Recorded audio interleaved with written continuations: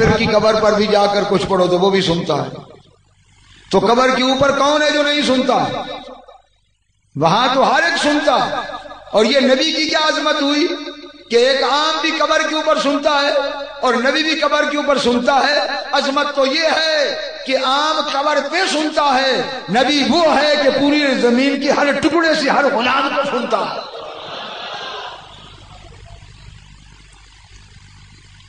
میں نے بڑی تحقیق کی اور آپ لوگوں کو بھی دعوت دیتا ہوں کہ تحقیق کر لیں.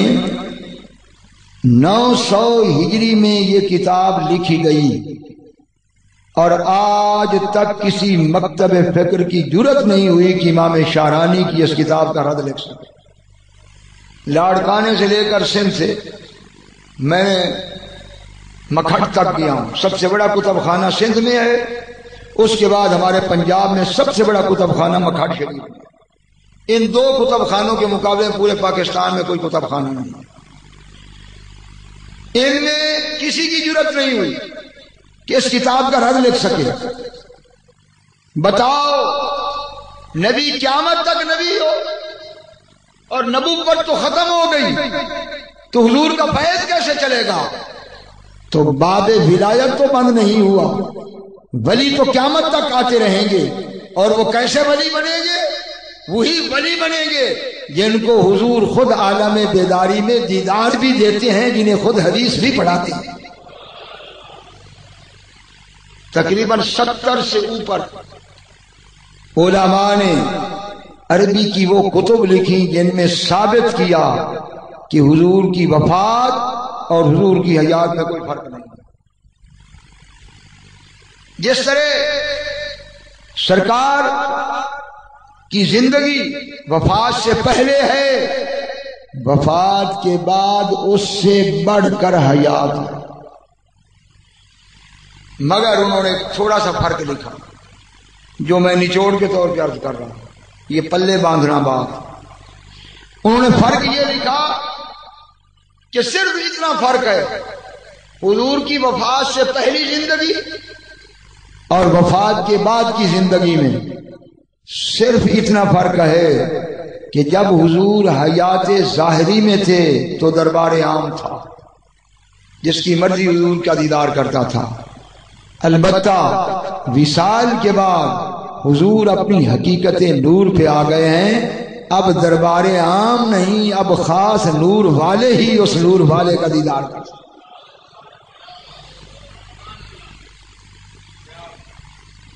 اب دربار عام نہیں رہا. اس کی بڑی حکمتیں ہیں، یہ طلباء کو تو ہم بتا سکتے ہیں، علمی باتیں ہیں تو آپ کے اوپر سے گزر جائیں گی، وقت ضائع کرنے والی بات ہے. اس کی بڑی حکمتیں ہیں. یہ کوئی تصور ہی نہ کرے نعوذ باللہ کہ نبی فوت ہو کر سنتا نہیں ہے. ہر گھڑی حضور کی شانیں پہلی شان سے بڑھتی جا رہی اور کوئی اس کی انتہا نہیں. یہ بھی بات ذکر کر دیں، آج کل لوگ جو ہیں بیچارے علم ہے نہیں اور جو آتا ہے اپنی لائن پہ لگا لیتا ہے. اب ہم یہ صاحب کیا کریں؟ کوئی ایسا ٹیکہ تو ہم نے ایجاد نہیں کیا کہ لے آئیں اور سنی کو لگا دیں کہ آج کے بعد عقیدے کی تجھے مرض نہیں لائق ہوگی. اب ایک نشست میں ہم ساری چیزیں کیسے بتائیں؟ لیکن میں یہ بتانا چاہتا ہوں کہ امام شارانی کہتے ہیں کہ یہ 8 جنہوں نے حضور سے حدیث پڑھی، ان میں کوئی ایک بھی ایسا نہیں تھا جس کی گردن میں چارے اماموں میں سے کسی امام کا پٹا نہ ہو. یہ 8 کے 8 چاروں اماموں کے غلام تھے. کوئی امام اعظم ابو حنیفہ کا، کوئی امام مالک کا، کوئی امام شافعی، کوئی احمد ابن حنبل کا. اور میں یہ کہتا ہوں کہ حضور کی شریعت کی یہ 4 نہریں ہیں جو 4 اماموں کی صورت میں قیامت تک یہ نہریں چل رہی ہیں. اور جو ان میں سے کسی نہر میں جس نے غسل نہ کیا وہ پلیت ہے، کبھی پاک نہیں ہے، اور وہ کبھی نبی پاک کا چہرہ نہیں دیکھ سکتا، نہ یہاں دیکھ سکتا ہے نہ وہاں دیکھ سکتا ہے۔ جس نے ان اماموں کی نہروں میں سے کسی نہر کے اندر غوطہ نہ لگایا ہو، یہاں بھی وہی حضور کا دیدار کرے گا، وہاں بھی وہی کرے گا جس کی گردن میں ان اماموں میں سے کسی امام کا پٹا نہیں۔ حضرت داتا علی حجویری کشف المحجوب میں فرماتے ہیں، وہ ہستی جن کے متعلق پیران پیر فرماتے ہیں کہ اگر میں ان کا زمانہ پاتا تو ان کے ہاتھ پر بیعت کرتا، وہ حضرت داتا علی حجویری گنج بخش۔ آپ کشف المحجوب میں فرماتے ہیں کہ میں نے حرمین کی زیارت کی، حج بیت اللہ سے فارغ ہوا تو میں نے فیصلہ کیا کہ میں اس وقت تک نہیں لوٹوں گا جب تک شام میں جا کر حضرت بلال حبشی کی قبر کو نہ چوموں۔ تو آپ نے مکہ سے سفر کیا، سفر کر کے آپ شام میں پہنچے حضرت بلال حبشی کی قبر کی زیارت کے لیے۔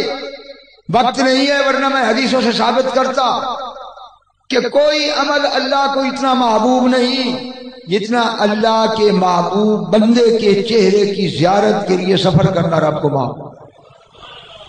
یہ حدیثیں بڑی پڑی ہیں، اور اتنی بڑی ہستی حج کر چکی ہے اور حج کے بعد کہتی ہے کہ میں نہیں پلٹتا جب تک بلال حبشی کی قبر کو نہ چوم لوں۔ ان کا سفر کر کے جانا اس بات کی دلیل ہے کہ حج و عمرہ اسی کا قبول ہوتا ہے جو محبوبان خدا کے دروازوں پہ حاضری دے۔ آپ فرماتے ہیں میں پہنچا حضرت بلال حبشی کی قبر پر، میں نے زیارت کی اور حاضری کے دوران مجھے اونگ آ گئی، نیند آ گئی، تو میں کیا دیکھتا ہوں کہ سرکار دو عالم تشریف لا رہے۔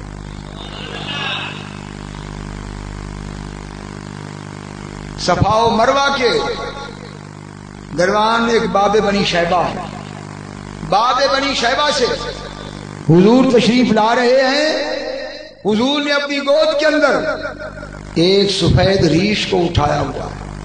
میں نے کہا یہ بہت بڑا کوئی بزرگ ہے جسے سرکار دو عالم نے اپنے دامن میں اٹھایا ہوا ہے۔ تو میں نے حضور کے قدم چومے، قدم بوسی کی، اور میں نے پوچھا یا رسول اللہ یہ کون ہیں جن کو آپ نے گود میں اٹھایا ہوا ہے؟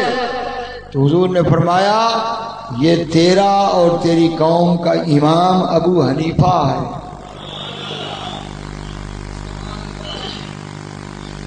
اور یہاں سارے لاؤڈ سپیکر پر تبلیغ کا موضوع یہی ہے۔ سنیو، میں بڑا درد سے یہ کہہ رہا ہوں کہ لوگوں نے دار ارقم کے سکول کھولے، صفہ کے نام پر سکول کھولے، اور ہر روز 1 گھنٹہ مولوی لگاتا ہے واعظ پر۔ مجھے میرے بیٹے نے کہا، اور اس کا موضوع اس کے سوا کبھی نہیں ہے کہ نبی سنتا نہیں ہے، قبروں پہ جانا شرک ہے، یا رسول اللہ کہنا شرک ہے۔ چھوٹے معصوم بچوں کے ذہنوں میں شروع سے ہی یہ باتیں بٹھا رہے ہیں۔ اور میں یہ عرض کرنا چاہتا ہوں، خدا کی قسم، شاید اگر کوئی کئی 100 سال عبادت کرے تو مجھے خطرہ ہے شاید مرتے ہوئے بے ایمان ہو کر مرے، لیکن یہ میری تحقیق ہے اس بات کی کہ جو اولیاء اللہ کے مزارات کو چومنے کے لیے سفر کرتے ہیں ان کے سینے میں اللہ نور ایمان کا وہ چراغ روشن کرتا ہے جو قبر میں بھی زندہ رہتا ہے۔ میں نے یہ حدیث پڑھائی ہے، سرکار فرماتے ہیں من زار قبر ابویہ او احدما فی کل جمعۃ کتب برا وغفر لہ، کہ جس کے والدین فوت ہو گئے ہیں یا دونوں میں سے کوئی ایک فوت ہوا ہے، حضور فرماتے ہیں وہ ہر جمعے اپنے ماں باپ کی قبروں کی صرف زیارت کرتا ہے، بے شک پڑھنے کے لفظ نہیں ہے، زیارت، تاکہ زیارت القبول کی شان پتہ چلے۔ فرمایا جو صرف زیارت کرتا رہے تو اللہ لوح محفوظ میں اس کا نام چوٹی کے نیکوں میں لکھ دے گا کہ یہ کبھی بد ہو کر نہیں مر سکتا، گنہگار ہی کیوں نہ ہو والدین، اگر گنہگار والدین کی ہر جمعہ زیارت کرنے والا لکھ دیا جاتا ہے کہ یہ ابرار میں سے ہے، تو بتاؤ جو ہر جمعے اللہ کے ولی کی قبر کی زیارت کرنے والا ہوگا اس کا کیا مقام ہوگا؟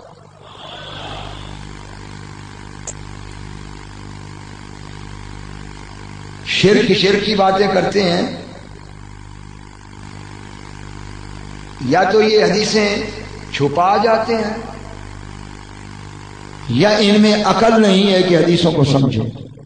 میں نے اتنی حدیثوں میں پڑھا ہے کہ حضور نے قسم اٹھا کر کہا کہ خدا کی قسم مجھے امت پر شرک کا خوف ہی نہیں، انہیں نبی کی قسم پر بھی اعتبار نہیں آیا، بلکہ حضور نے یہاں تک فرمایا کہ ان فی الجنت مئۃ و عشرین صفحہ، کہ جنت کی ٹوٹل 120 صفحے ہیں، ان میں سے 80 صفحے صرف میری امت بھرے گی اور 40 صفحے سارے نبیوں کی امتیں بھرے گی۔ تو بتاؤ ان کے 70 نبی اکٹھے ہوں گے تو 70 نبیوں کی امتیں اکٹھی ہو کر ایک صف نہیں بھریں گی، اور حضور فرماتے ہیں کہ 80 صفحے میری امت بھرے گی، اور ایک صف 7 آسمانوں اور زمینوں کے عرش سے زیادہ لمبی ہوگی، 80 صفحے۔ اور فرمایا اس کی وجہ کیا ہے کہ میری امت کیوں 80 صفحے بھرے گی؟ توجہ ہے؟ فرمایا ذالک بأن الشرک فیکم قلیل کالشعر الاسود فی جلد الثور الابیض۔ فرمایا اس کی وجہ یہ ہے کہ میری امت میں اتنا بھی شرک نہیں ہوگا جتنا ایک بیل کے تمام بال سفید ہوں اور ان میں ایک بال سیاہ۔ مثال دی حضور نے تاکہ ہر آدمی سمجھ جائے، ایک بیل کے جسم کے سارے بال سفید ہیں اور ان میں صرف ایک سیاہ۔ فرمایا میری امت میں اتنا بھی شرک نہیں ہوگا، اور شرک رب بخشتا نہیں ہے، اور میری امت میں شرک نہیں ہے، باقی میں نے ان کے گناہ رب سے بخشوا دیے، اس لیے یہ 80 صفحے بھرے گی۔ تو وہ محبوب کہہ رہا ہے کہ میری امت میں شرک نہیں ہوگا، اور ادھر سارا صبح سے شام تک فتوی شرک لگ رہے ہیں۔ خوف نہیں آتا؟ اور یہ بھی دیکھ لو کہ 80% آج بھی اہل سنت والجماعت ہے، بے شک گنتی کر کے دیکھ لو۔ تو اگر یہ 80% مشرک ہو گئے اور یہ بدعتی ہو گئے تو 80 صفحے ان کا باپ بھرے گا، بتاؤ نا کون بھرے گا؟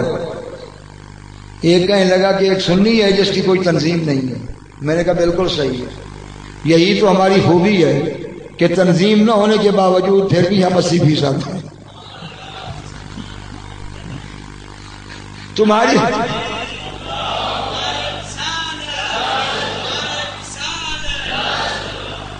تمہاری تنظیم ختم ہو جائے تو مٹ جاؤ، اور کسی زمانے میں ہماری تنظیم ہی نہیں رہی اور نہ اب ہے، لیکن ہمارا مسلک زندہ ہے۔ میں نے کہا اس کی وجہ یہ ہے کہ دریا سے پانی لینا ہو تو نہر کھودنی پڑتی ہے، نہر سے لینا ہو